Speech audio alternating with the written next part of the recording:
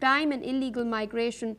Meanwhile, a federal judge had temporarily blocked Trump from deploying 200 Oregon National Guard troops to the city of Portland while a lawsuit challenging the move plays out. The ruling by U.S. District Judge Karen Immergut in Portland is a setback for Trump as he seeks to dispatch the military to cities he describes as lawless over the objection of their Democratic leaders. While Trump described the city as war-ravaged, lawyers from the Oregon Attorney General's office have stated that protesters in Portland were small and sedate, resulting in only 25 arrests and in mid-June, and no arrests, in the 3.5 months since 19th of June. Trump has already sent the National Guard to police Los Angeles and Washington, D.C. and has stated that he would send troops to several other cities. Earlier, Illinois Governor J.B. Pritzker, a Democrat, has stated that Trump was preparing to send 300 National Guard troops to Chicago over his objections. Number one, he's wrong. Number two, I really believe he's afraid for his life somehow. When you can have 40 or 50 people killed over the last couple of months, hundreds of people wounded, there's no place like that in the world. Hundreds of people wounded, 50, 55 people shot and killed. And Pritzker gets up and says, what a wonderful place it is. They need help. Washington, D.C. is now a safe place. You're not going to get mugged or hit. You're not going to get raped. You're not going to get anything. Washington, D.C. went from a hellhole to a safe place. I love the way you nod. Is it true, though? People, a lot of the people right here were mugged, reporters. And you know what? You're safe now. Nothing, we've had no crime. It took 12 days to solve the problem, 12 days. And we're going to do that in Chicago. We're going to do that in Portland. Now, Portland's different. That's a bunch of paid insurrectionists. But you have a lot of paid people in Chicago, too. I believe the politicians are under threat because there's no way somebody can say that things are wonderful in Chicago. More news coming in from the United States. A violent shooting incident occurred near downtown Montgomery in Alabama late last night. Now, according to Alabama's Lieutenant Governor, the mass shooting, which unfolded near the intersection of Bibbs and Commerce Streets, has left 2 people dead and 14 others injured. Montgomery Police Chief has confirmed that the victims killed have been identified as 17-year-old Jeremiah Morris and 43-year-old Sholanda Williams. He has also added that 7 of the surviving victims are under the age of 17, with the youngest being 16. Now, at least 5 of the injured are hospitalized with life-threatening wounds. Additionally, preliminary investigations indicate that the violence began when an individual targeted in the shooting returned fire, which then prompted multiple people in the crowd to pull out their weapons too and fire shots. No arrests, however, have been made so far. Now, following the incident, Montgomery Mayor Stephen Reed has reportedly announced a $50,000 reward for any information that can help lead to the arrest of the perpetrators. Meanwhile, police officials are now interviewing witnesses and reviewing surveillance footage in an effort to track down the suspects. Still with us on the broadcast is Ms. Shruti Das Gupta.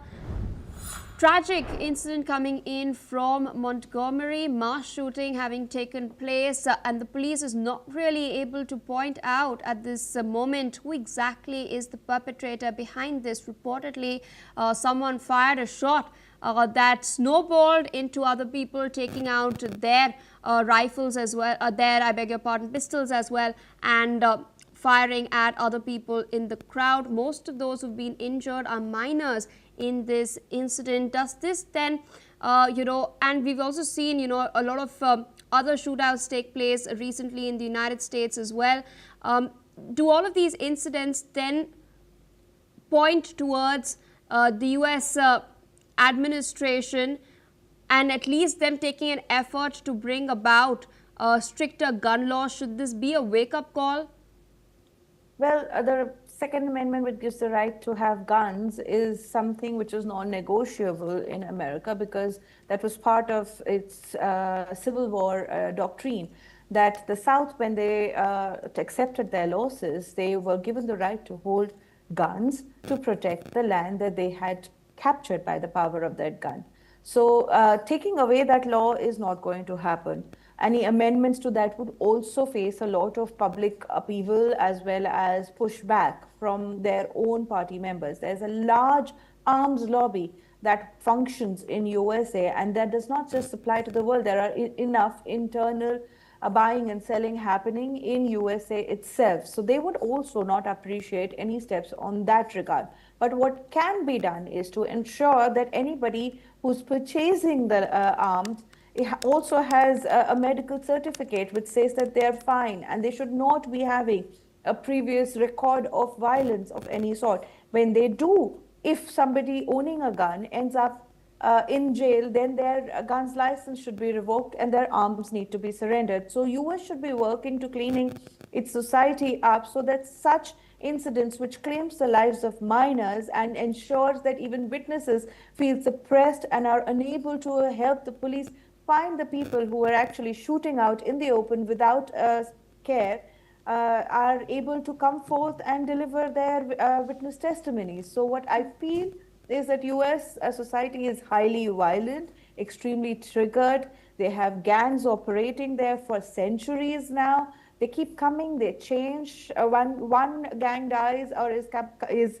negated by the authorities and another one raises its head up. And with the current extremely volatile politics, tempers always run high, and a small misunderstood statement or a disagreement can lead to a large amount of death toll or injuries, as we can see in this particular case. All right, ma'am. With that, I would like to thank you for taking out time sharing your analysis with us on NewsX World today. Meanwhile, in France, major changes at the top of the government were announced as Secretary General of the Presidency, Emmanuel Moulin, unveiled the new cabinet led by Prime Minister Sébastien Lecornu. Roland Lescure, a close ally of President Emmanuel Macron, has taken over as Finance Minister, replacing Bruno Le Maire, who now assumes the role of Defense Minister.